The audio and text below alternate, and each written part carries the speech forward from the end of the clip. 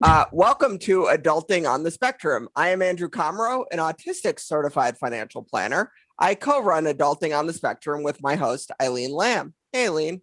Hey Andrew, I'm Eileen Lamb. I'm an autistic author and photographer from France. And in this podcast, we want to highlight real voices of autistic adults, not just inspirational stories, but the stories of people talking about their day-to-day life. And we want to give a voice to people like us and like you.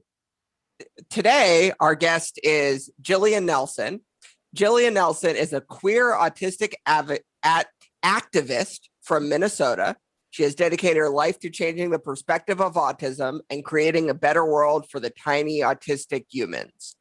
She lives solo with her sidekick pup, but has a cast of characters including partners, PCAs, and a delightfully quirky neurodiverse social circle. When she's not working tirelessly, she can be found at local breweries, WNBA games, or anywhere else that promises an adventure. Hi, guys. Thank you so much for having me here today. Hey, Jillian. Thanks for being here. We always start our podcast by asking our guests how they like to identify themselves as far as autism identity go. Person with autism on the spectrum. How do you identify yourself, and what are your preferred pronouns? My preferred pronouns are she and her. I lean towards autistic first, identity first language, but I'm pretty open to on the spectrum or people first identity. I try to be really fluid with that in our community because I understand that we can't just normalize one identity. We have to make sure that we're really leaving that expansive for people to choose how they identify as autistic or on the spectrum or as an adult with autism. And that there's no one right answer. So I embrace them all. Nice. You know, every time we ask this question, we get such great answers and such good perspective on it. I love how, we say of autistic people that we're not like flexible and it's hard to see the other side. But I feel like all the answers we got in this podcast were very middle of the road and understanding of both sides or all sides of this issue. So that's really great. Can you tell us more about your autism diagnosis? How did you come to be diagnosed? Oh God, it's a great story. For being a female of my generation, I was actually diagnosed incredibly early. And by incredibly early, I mean at 21. But I grew up in the 80s. Like they weren't talking about autism and individuals that weren't the stereotype like Rain Man. Like we were completely off the radar back then, let alone females with autism. They were even farther off the radar. But I have a little brother. He is 23 now, and he was identified very, very early as autistic in preschools when they started doing the testing, and then he got a medical diagnosis shortly after. And the same doctor that diagnosed him treated me for everything but autism when I was growing up, and mentioned to my mom that, hey, this is something that can run in families. Maybe you should let your daughter know about this. And I started reading books about that my mom had purchased for my brother. And at that time, there were no adult books. So it was all like supporting your child with Asperger's syndrome. But I was seeing so many things that were my life. So I went out and did a whole lot of hunting because in 2002, there were very, very few doctors that were diagnosing adults. There were even less doctors that knew how to diagnose adults who were women. In fact, the first assessment I ever had, they told me that there was no way I was autistic because I was too visual of a thinker. So even from the little amount I had read at that point, I knew that that was a load of crap and I got a second opinion. And then magically, my mom hit 2 out of 3 kids on the spectrum. And I consider myself incredibly lucky to have been diagnosed as early at 21 for being my generation. Like a lot of my friends and my peers, they're being diagnosed now at the same age that I am now for the first time ever. So I feel blessed to have that 17-year insight to why I am the way I am. Yeah, I mean, I'm a female, so I relate to this a lot. And I grew up in France where, I mean, even now, a child wouldn't be diagnosed with autism unless he or she is very severe. I was diagnosed at 26, and it's like such a textbook autistic child growing up. I feel like in the US now, I probably wouldn't be missed, but I still feel very thankful I was able to get that professional official diagnosis as an adult. I'm just going to add into that. Like, I think diagnosis is something that I've heard so much debate about in our community lately about what's valid. Like, do you have to have a medical diagnosis to belong to our community? Is self-diagnosis acceptable? What about the people that only had educational diagnosis coming into the community? I think it's really important that we recognize that, like, France, I mean, you guys have a way better healthcare system than we do over here in America, as far as access to healthcare. But like, there's so much privilege in being able to access the resources and services to get an appropriate diagnosis. I mean, you talk about things like simply, do you have the health insurance? Does your health insurance cover it? And even things to like geographical privilege. Like, do you live in a place where there is a professional that can reasonably and accurately diagnose an autistic adult? And I think it's a conversation that as we start talking about identity and diagnosis, that as a community, we need to start kind of thinking about, how do we be more accepting of one another? Like, is there really a right or wrong way to come about this title of autistic, or can we just accept one another? I mean, most of us knew we were autistic before someone handed us that official piece of paper, right?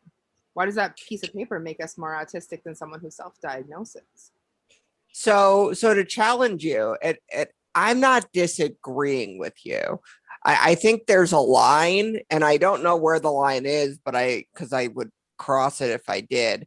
But I think there definitely is one. So for example, at what point does somebody, I guess a lot of the hatred, and I'll call it actually autistic on the internet, is a lot of self-diagnosis, looking for an excuse for their own behavior. And I think that also really hurts the people who are legitimately self-diagnosing. Like, I remember watching a YouTube video of somebody who attacked me and Eileen on Twitter.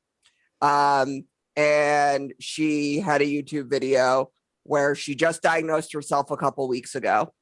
And that autism is not a disability. It's not like diabetes. A doctor can't diagnose you. And she's saying all of, I'll call it the stereotypical hateful things, right? Regurgitating them, for lack of a better term. And I feel like a self-diagnosis should be to help you, right? It shouldn't be a public excuse for bad behavior. I actually don't think an official diagnosis is. I don't think there's any, but I think if you're telling parents this is what autistic people want, or speaking for autistic people publicly and socially, I do think having an official diagnosis of some sort is appropriate, right? Where do you fall on that? I'm going to challenge you back. Please. Because I believe that our medical system is incredibly flawed right now. How many people are out there being diagnosed with autism that aren't actually autistic because medical professionals don't really understand? Or how many people are autistic and being told by medical professionals that they're not because they don't understand? Where I work, we have a counseling team, and they do a lot of assessments. And a lot of the assessments that we do get are people that have been assessed by other professionals in the cities that do not have the same understanding of adults and autism. So they were told, even though they're a textbook presentation of autism, they're told, oh, well, you're not autistic because you don't flap, or something small like yes. that. So I like to err on the side of caution and believe that, yeah, there's going to be some bad eggs out there with self-diagnosis, but if we embrace self-diagnosis, then think of all the people that don't have access to the privilege that is medical care and that is diagnosis, that really need to be embraced by the community. And if we embrace them in the community, we stop all the infighting in our community, we can do more to change the perspective of autism to the outside world, so that when we do get those bad eggs that are self-diagnosing so that they have an excuse, if we educate the rest of the world on what autism really is and who we really are as people, then the outside world will be able to look at those bad eggs and be like, nah, I think you're full of crap. Like, I know like 73 people with autism, and that's just an excuse. And yeah, you should go get some therapy. So I don't think we are at the point where we have enough people doing that yet and feel like they can speak if you're not autistic, right? One of the things is, well, then you can't speak to me because you're not autistic. So I agree with everything you're saying, by the way. Which also makes it really hard, right? Because there is so much validity, but I feel like also, well, if you have somebody who's not really autistic saying they are, and they're saying what they think it means to be autistic, right? Then I'm afraid of it going too far and it just hurting too many people. I think, what is the reason you're self-diagnosing? What is the reason, right? And what are you looking to get out of it, right? And I think if it's, you know, to have Twitter wars, right? I don't think that's a good reason, but there are so many valid good reasons. A diagnosis is hard, which is also the challenge. And it also makes me angry at the people who are essentially taking advantage of that, right? They're using that it's hard for some as a reason for an excuse for their behavior, which if it's not hurting our community yet, will. So Yeah, I mean, and I think as a whole, like as a community, we need to step up. We need to stop with the infighting. Like, why do we have Twitter wars of autistic people? Like, because they're not actually autistic people, pun not intended. But we have like actually yes, we do. Autistic people too. Like we do. Have where everyone has a medical diagnosis and they're still attacking each other. Where get true? If we spend all this time attacking each other, like in my work, I spend a lot of time on Capitol Hill fighting for things for the autistic community. And every single person that's fighting each other on Twitter over semantics or opinions were to join me on Capitol Hill, we might have a very, very different world. But instead, we're busy fighting over the most ridiculous things on the internet. Yeah, but to challenge you again, I would say that a lot of the people doing the fighting are the ones who are very set in their way of with terminology, because people like me, I don't care if you prefer autistic, person with autism, I don't care if you don't like ABA, I respect that other autistic have their own views about autism, and I'm not gonna go attack them for those views. But those actually autistic, they come after everyone they disagree with. I witnessed it today again, just because a mother asked for ABA therapy suggestions. There were 20, 30 comments ganging up on her. She had 10 likes on the post. I mean, she was just a mother. And I feel like this is just not helpful. And another thing is that these people often use the word we, as in we autistic people, as in they speak for the entire autism community. And that's where it gets really tricky and it really bothers me, because, we are all different from each other, and to use we to speak for an entire community is just not right, because their opinion is valid, my opinion is valid, yours is valid, and we should say, well, as an autistic person, I feel like not we autistic people. You know what I'm saying? Oh yeah, absolutely. And I think there's so much irony in the fact that we have spent so long as a community fighting for the world to see us as individuals, that we are a whole spectrum of people that are all completely different. Like we have that, if you've met one autistic person, you've met one autistic person, but then there's also the same fight that we all believe this, because we don't. Even yeah. My best friend is a blogger in the autism community, and I love her to death. Her children are some of my favorite people, but there are things that are hot button issues in the autism community that we don't agree on, and that's okay. We don't have to hate each other. We don't have to start an internet war. We can just like each other and agree to disagree, and recognize that we have different lived experience and different opinions, and that's fine. That's good. Yeah, I agree. Let's focus on what we can agree on, right? Instead of what we can't. I mean, we can focus on what we disagree on if it's respectful too. Like we just did in this podcast, you see? We're not fully in line with each other, but we talked about it and it was respectful. We don't hate each other. We're still talking, and that's good. That's what we should be doing. Yeah. And I hope that we can keep growing and seeing more of that in our community. I think it's important. Yeah, I agree. So you mentioned you do a lot of advocacy. Is that what you do for a living or working, assuming that you work? I do. I work for the Autism Society in Minnesota. Okay. I am our community resource and policy advocate. Okay. really long title to say that I run our information and resource service, and then I also lead our public policy agendas. So I get to talk to people all day about the challenges of their life, and then I get to go to Capitol Hill and try to change the world.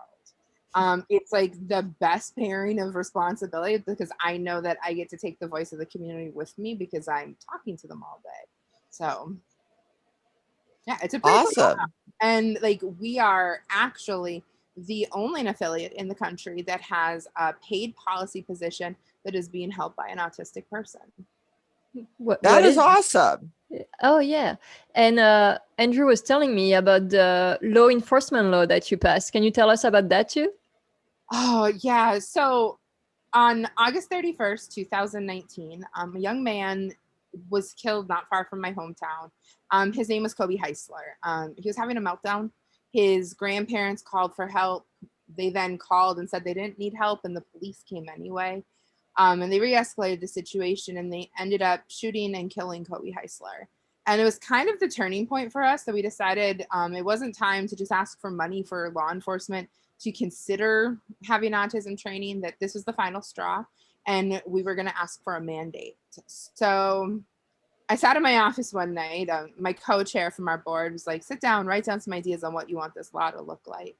And I wrote this bill that would create a mandatory training every 4 years, every single licensing cycle. Every single officer has to be trained. But we've seen that bill in the country before. Like there's several other states that have that. We took it one step further. Our law actually states who has to be involved in creating the training, with autistic adults being number one on that list and family members number two. Then we also created a list of what had to go into that training. I didn't want to set our community up. I didn't want to pass a law that would set our community up to have law enforcement being trained with information that wasn't going to be helpful, because that's not going to save our lives, right? It's not going to give, like, if they know that, 8-year-olds with autism like trains, how is that going to keep them from shooting autistic adults?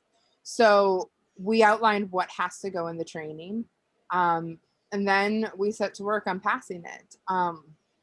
Sadly, and also very, very excitedly, there was a lot of civil unrest here in Minnesota that brought this to our Senate attention very, very quickly over last summer, with all of the George Floyd aftermath. And they passed a major piece of police legislation.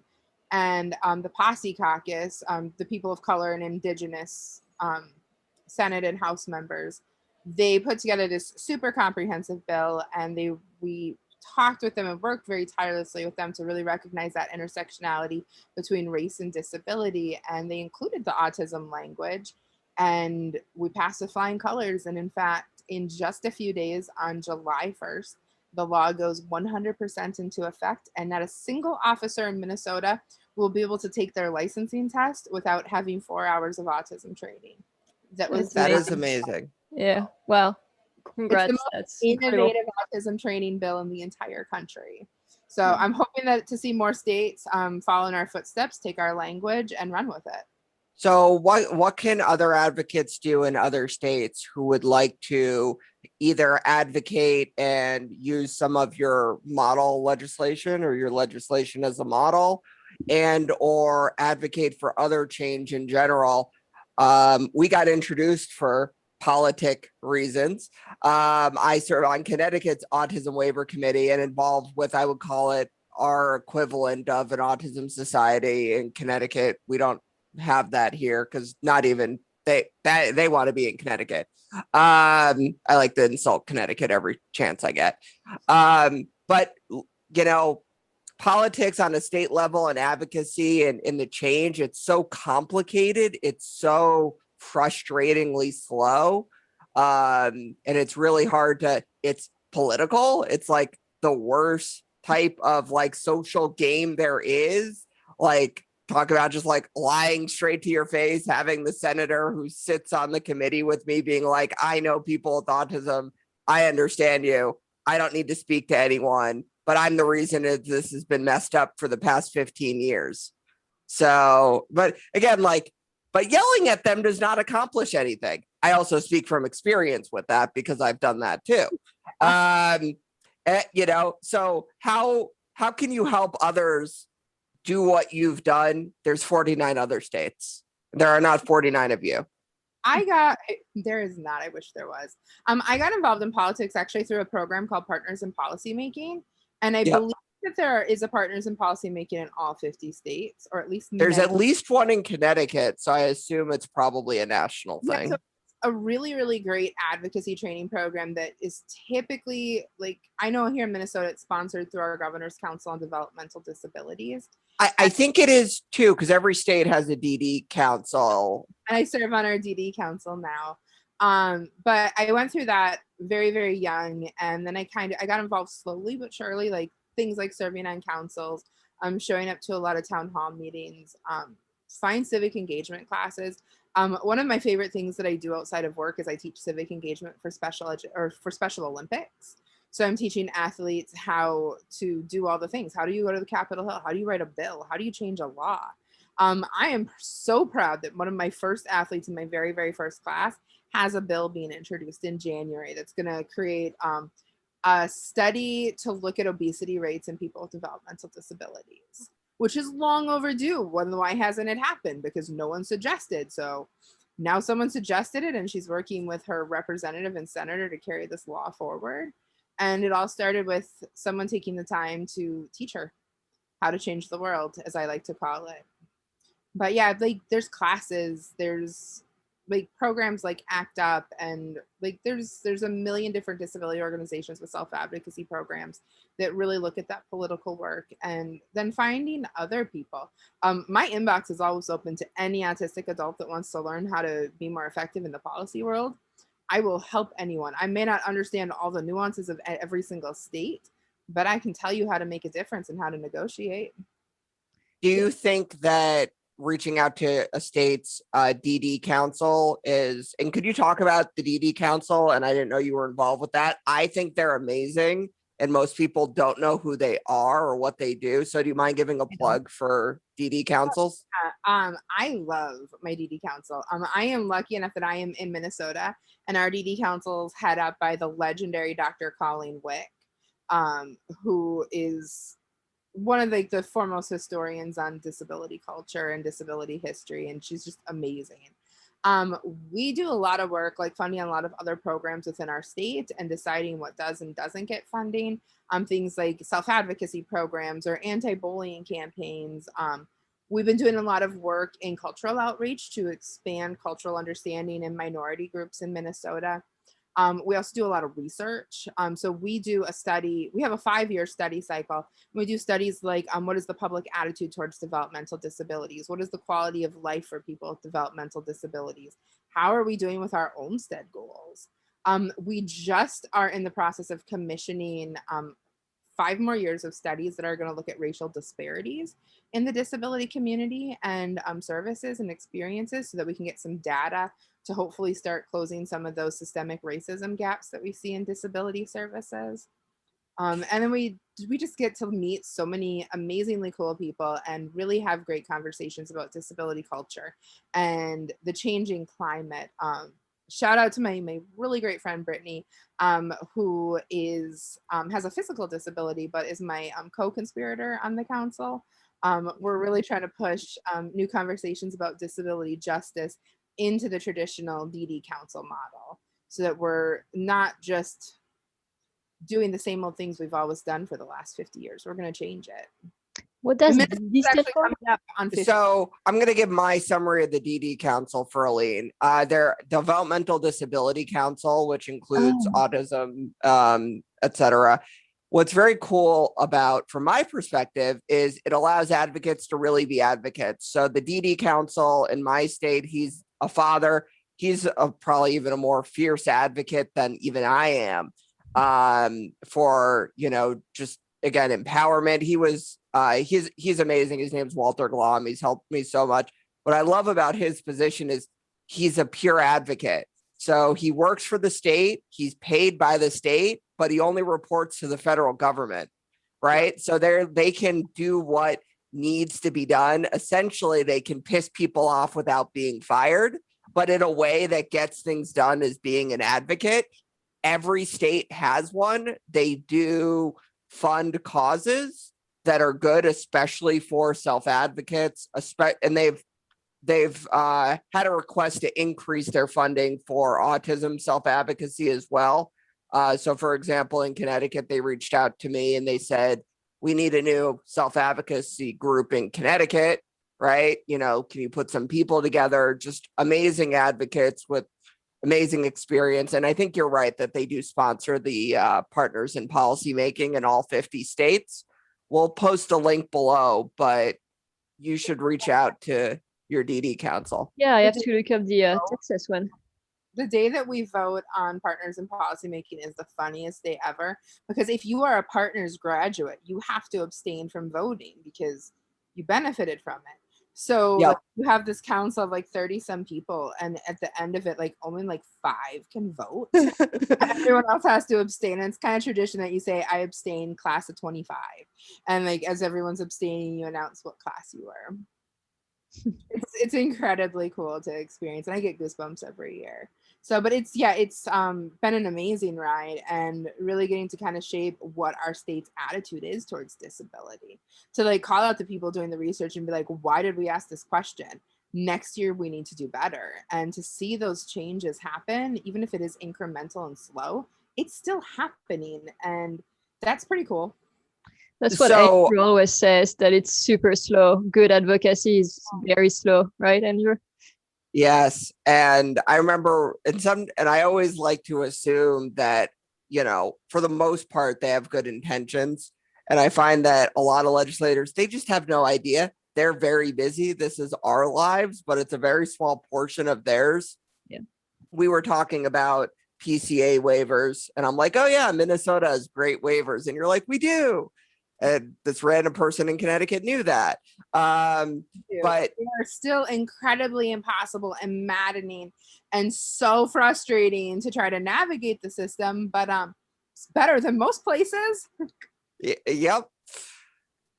So for research, you mentioned research, and I see a lot of, I'll call it hate, as Eileen would say, at organizations spending money on research. Can you tell me why research is important for funding services for autistic adults?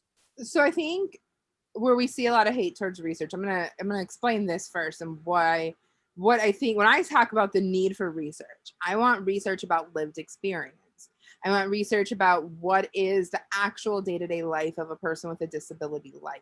Where are people with disabilities experiencing ableism and discrimination? Where are service systems failing people? That research is really important. Well, the research, though, I think that gets a lot of hate is the scientific research.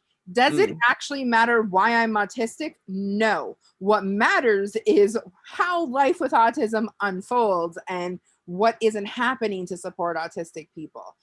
Do I think we actually need to know where autism comes from? Nope. I think we've done enough research to determine that we're probably not going to figure that out. And that's okay. There's a lot of things we don't know where they come from. Like, I don't know why garlic exists, but everyone's okay with garlic existing, right? We're not researching to figure out where garlic came from. So why do we have to figure out where autism came from? Can we just unless you're a vampire, I guess, right? Well, thankfully, we don't have the Vampire Society of America or the Vampire Society of Minnesota. I mean, it might be a private membership thing. And Medicaid can't experiment, right? So one thing I say is, in order to get funding for services for an adult, there needs to be studies that seem useless in order to make that happen. So advocating for good research is advocating for funding, right?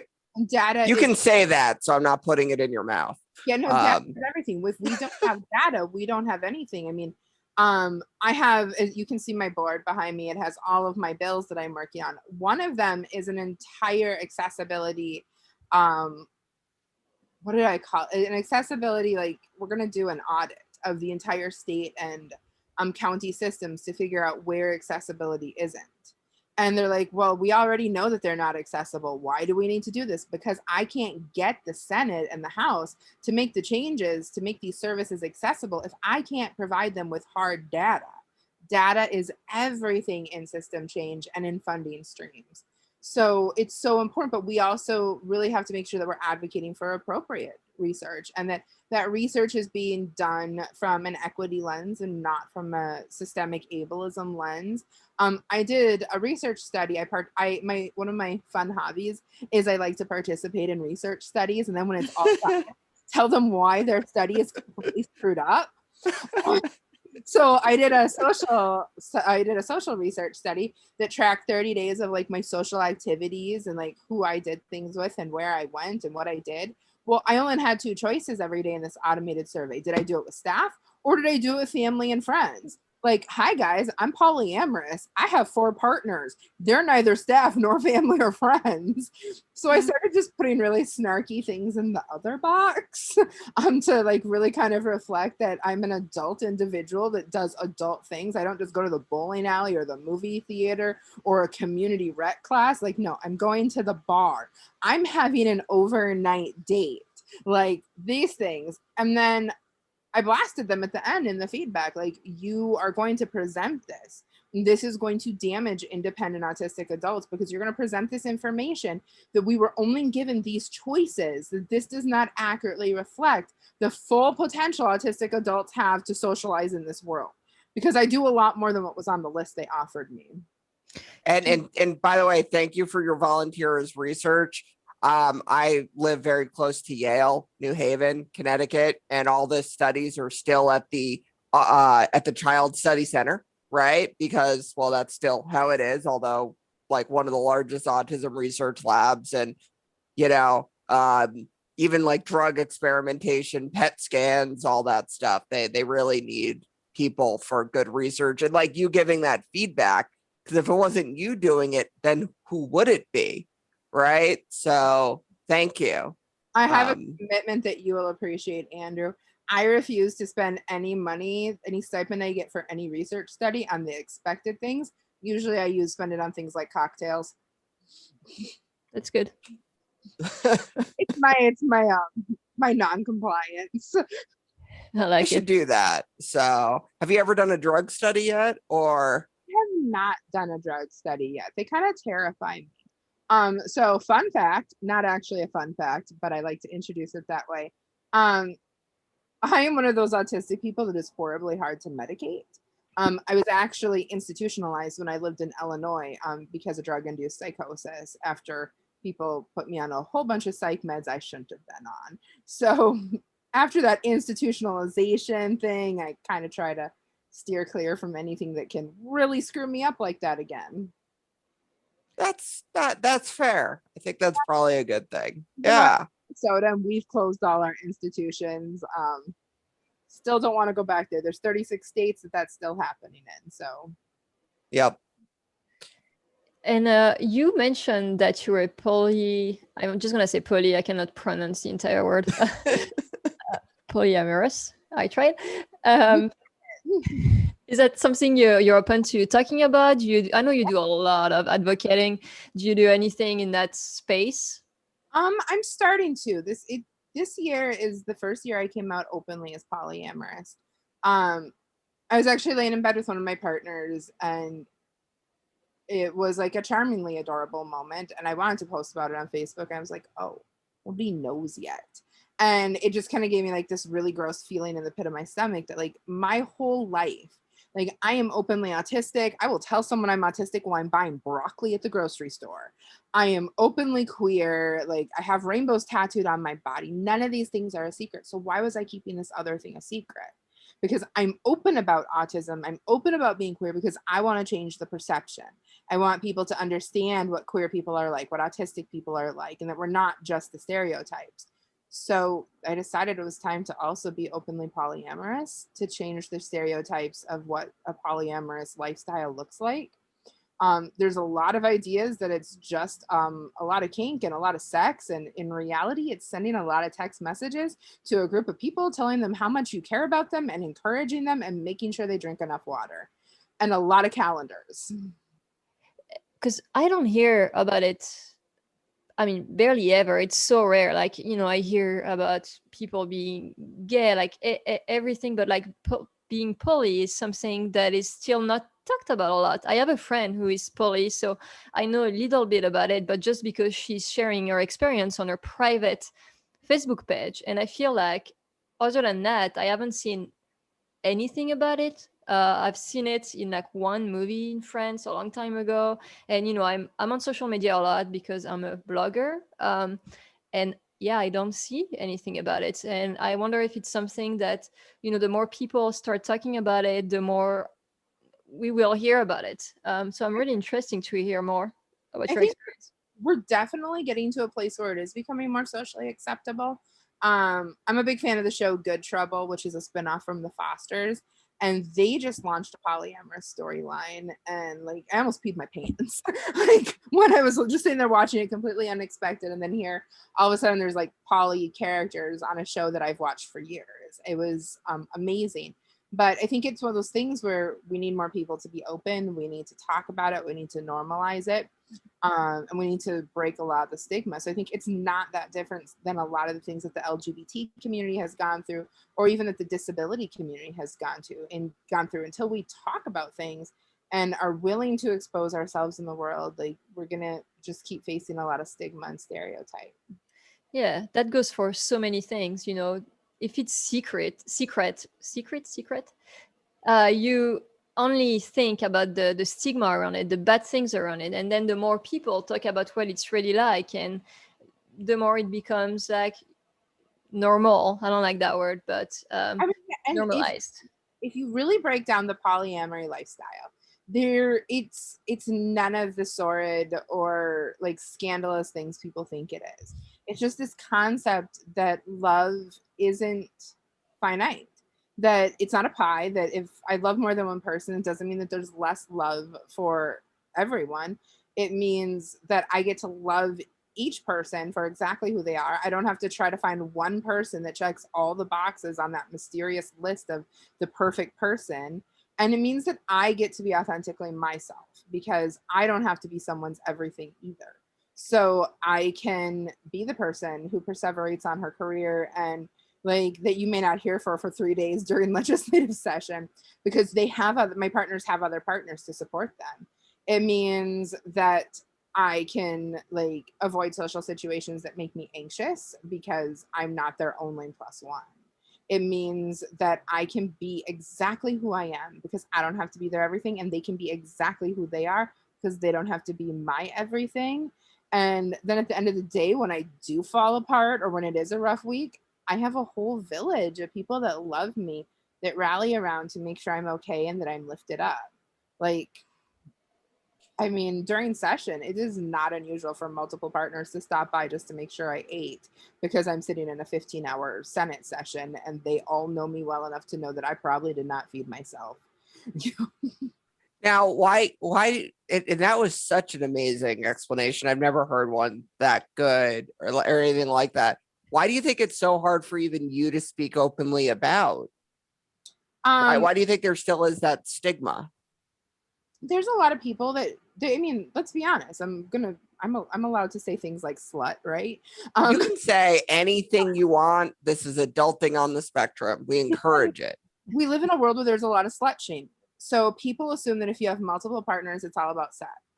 That it's, oh, you must still have like this monogamous style relationship with your husband or your wife, and like now you guys are just going out and sleeping with a whole bunch of people. And there's that stereotype about what it is.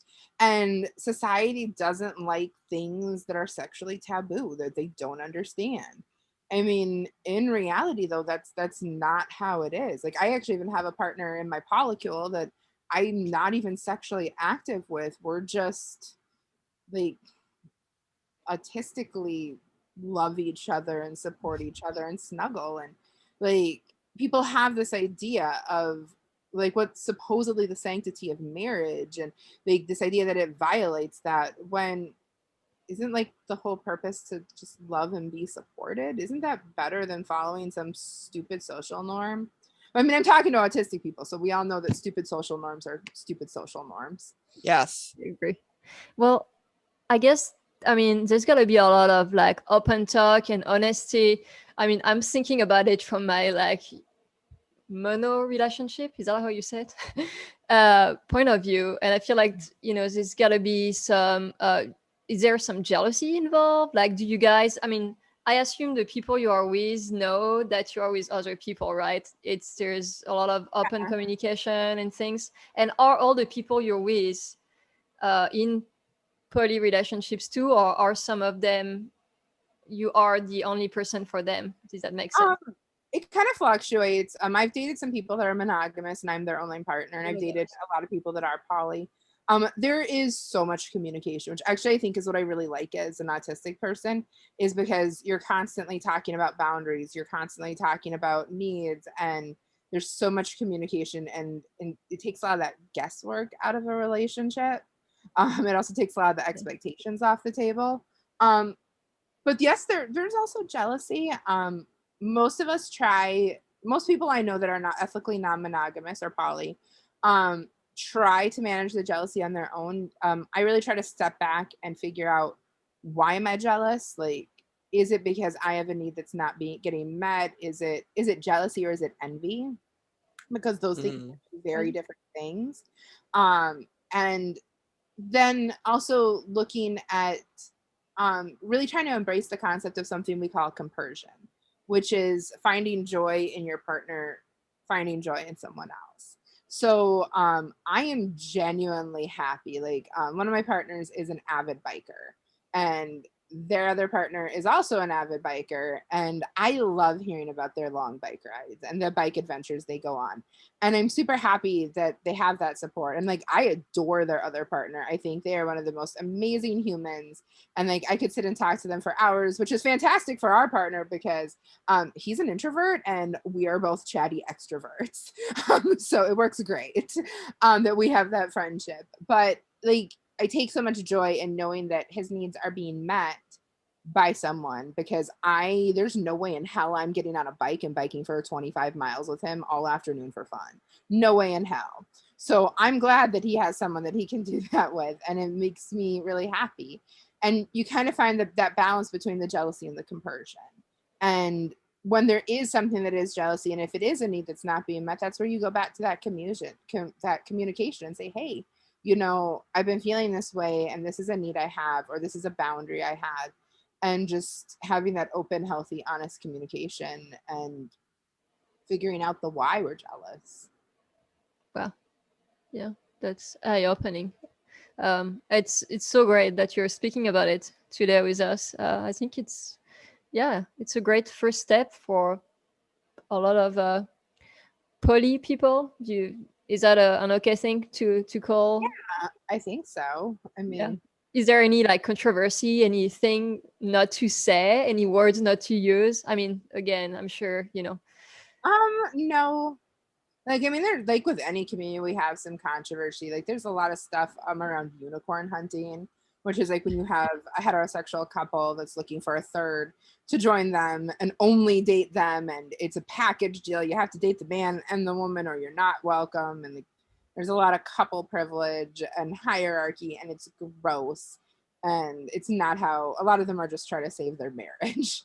And never. Yeah, that sounds to me that sounds different, right? Then Oh boy. Yeah, I live my life under an umbrella called solo poly. So I don't have a primary partner, or something we would also call a nesting partner. I live by myself, I date by myself, and I just have a great network of people. Awesome. That's great. Should we do the quick fire questions? Well, I wanted to talk about food maybe first, or do we want to do the quick fire? Oh, do we want to talk about? Yeah, actually, we're just talking about chicken delivery. Context. Do you want to tell our listener what we were talking about? So I was late hopping on our conversation because I got a box of food delivered that had a frozen chicken. And it's like 98 degrees here. So I had to like sort out getting my frozen chicken into its home before it became an unfrozen chicken and a biohazard. So we were talking about like food delivery. This box came from a program called Community Cooks that's really just dedicated to getting healthy food into the lives of people with maybe less cooking experience, or from lower income or marginalized groups. as a nonprofit employee and a person with a disability, I qualify. So yeah, and that brought up some interesting conversations about cooking and autism. Yeah, I think all of us were saying that we're not very good cooks. Andrew, sorry if you didn't say that. I actually don't even think I can say I make a mean mac and cheese. So I've been keto for 5 years now. So I just eat meat and cheese, which absolves me of a lot of cooking. That's what me So too. I love meat and cheese. That's a very French thing to perfect. do, actually. Yeah. Oh, There you go. and cheese. And baguettes. The I get. eat a ton. Baguettes. You know, the long bread. Oh, baguette. Yeah. There we go. I Same said thing. the gate, as in a gate that opens and closes. Baguette, the gate. Yeah. But yeah, I love that. I'm pretty sure that if meat and cheese, like if there was to be a shortage, I might starve to death. Oh, is that your favorite too?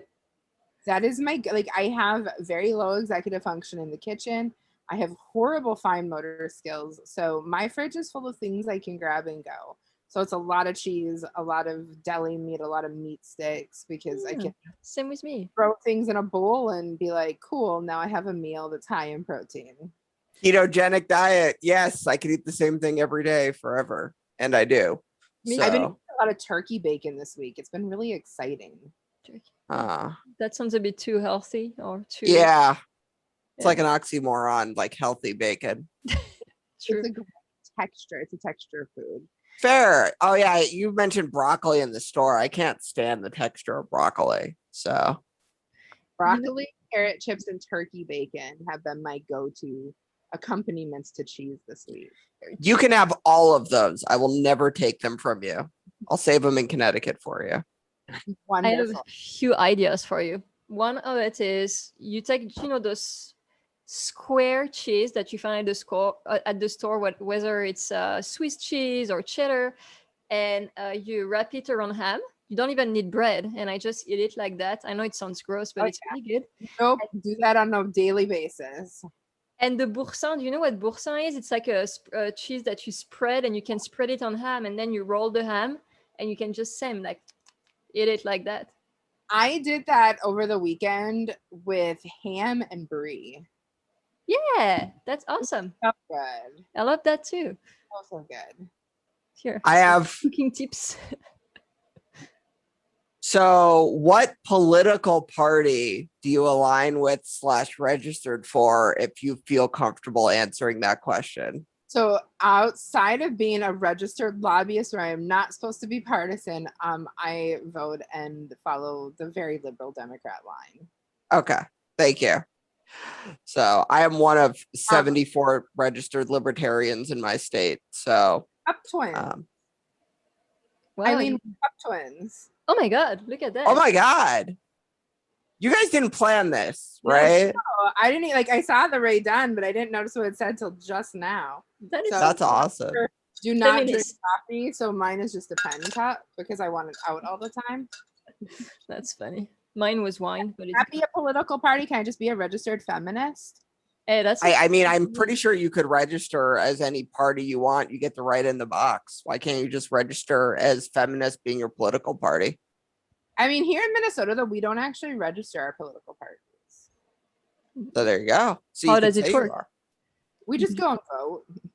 Is it don't ask you? That's crazy. I could vote half Republican, half Democrat if I was on drugs. Yeah, you don't want to do that. That's the only way I'm crossing that line. All right, let's do this. Okay, so quick fire questions. I ask you some questions, and you give me the first answer that comes to your mind. And yep, that's pretty much it. Are you ready? Awesome. I'm ready.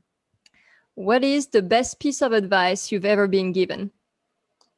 Love myself. Stop being my worst critic.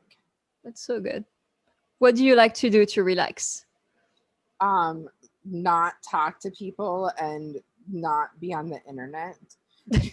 This COVID-19, living at home, like working, nope, just done with the people on the internet. when I need to relax. What's your favorite food? Cheese. We touched on that. What's your favorite movie, film? Empire Records. Nobody has ever heard of it. It's the greatest movie. It's basically a commentary on socialism. Yeah, I'll have to. I will have to check that out. Wow, Thank you. even Andrew doesn't know it? Even I don't know it. That's So crazy. Okay. It's like young Liv Tyler and like the greatest alternative soundtrack ever. I'm actually a little embarrassed. I haven't heard of it, so I'm gonna check that out. You should be. Send me a message after you watch it. It's amazing. Will do. So, because you are autistic, you obviously are incapable of loving everyone. How do you handle so many emotions and relationships? Well, clearly I'm polyamorous, so I just compartmentalize it. There's like a person for this and a person for this, and if they all have other people, they don't know that I'm incapable of love and empathy. She nailed it, Andrew. Also sarcasm. You did Sarcasm. good. Like, a lot of the time we ask those sarcastic questions and our guests are really confused and we have to edit them out at the end because they're like, wait, what? We are, I live in a very sarcastic autism world because at some point I can't fix how the world is going to be ignorant. I can only make jokes about it. Like my favorite one is the autism vaccine level up joke. Like I got to be to level 50 soon. We like that one too. Well, I think one of the reasons we're speaking today is because, well, Bridget introduced us, and I met Bridget at an Autism Speaks conference where we made fun of neurotypical researchers and shared autism memes back and forth for most of the conference. So this is appropriate. Speaking of which, Bridget, the last conference I was at Bridget with, we ended up having like the police came. What? See, I'm jealous now. I gotta, I had Eileen, we gotta go to a conference and get like the National Guard called. We gotta one up Jillian and Bridget. Ooh, so that sounds I awesome. think it'd be fantastic if all four of us ended up at a conference. My favorite thing is at the end of an autism conference, or at the end of the day, like after everything, I like to call it autism puddling, where all the actually autistic humans just gather and do it's just adult parallel play. Like everyone's on their phone, someone's coloring, like there's fidgeting, or laying on the floor, some are sitting on tables, and it's just like it's autistic puddling, and it's the best part of every conference. Yeah. Oh, yes. When you don't have to talk to people, but you're still with people. Yeah, I like that too. And Bridget has a question for you. If you were to be any mythical creature, what would you be? Man, if I were to be any mythical creature, what would I be? I think I would probably be a mermaid like Bridget, but not as a mermaid. I love the water. The ocean is my happy place. I would live by the ocean if Minnesota didn't have such great waivers. Why I still live here is our disability services, because it's definitely not the weather. That was awesome. Well, thank you so much for joining us today. And if you want to tell people where they can find us, where they can contact you, anything, now is your time. You can find me in a couple of different ways. I have a Facebook page, Autism on the Go, which is a very poorly managed YouTube channel. But I will randomly, while I'm on the go, get inspired to talk to people about different issues related to autism, or you can reach out to me at the Autism Society of Minnesota. My contact information is on our website, which is ausm.org, also pronounced awesome. Oh, that is awesome. Pun intended. That's so cool. And we are indeed awesome. I think we are an amazing organization with amazing leadership that's really doing a lot to center autistic voices and create autistic leadership within our community. Yeah, thank you for everything you do for our community. Thank you. Thank you guys for everything you're doing for our community. If we don't have hard conversations, nothing's going to change, right? That's step one. Yeah, we agree. That's why we're here. So I love that we were able to have different opinions tonight and still have a very nice and respectful conversations. So thank you and bye-bye. Bye.